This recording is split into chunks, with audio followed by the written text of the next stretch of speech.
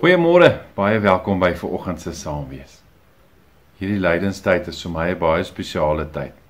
Is 'n tyd wat my baie na in die hart lê. Is 'n tyd waarin ek ook diep dink aan wat dit beteken in die lyding wat Christus als vir ons deurgegaan het.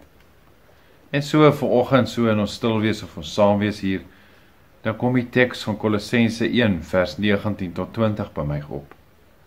God het besluit om met sy volle wese in hom te woon en om deur hom alles met homself te versoen.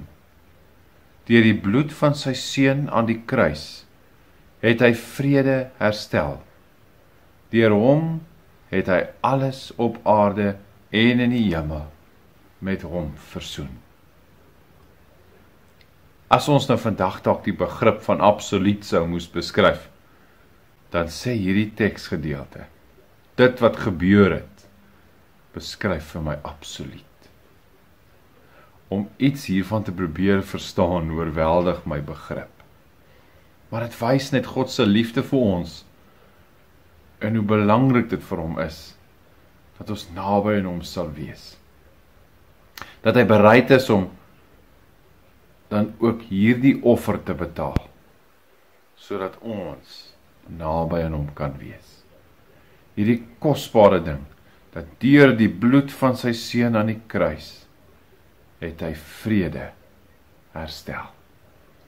Dan dink ek sommer dadelik as die Here Jesus praat van vrede, kort voor sy eie dood, waar hy sê vrede, wat anders is as die wêreldse vrede.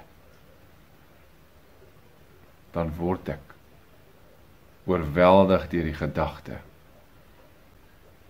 oor God se verhouding met ons. Kom ons bid saam. Here ons Here, U het 'n besluit gemaak, en daardie besluit het my lewe vir ewig verander.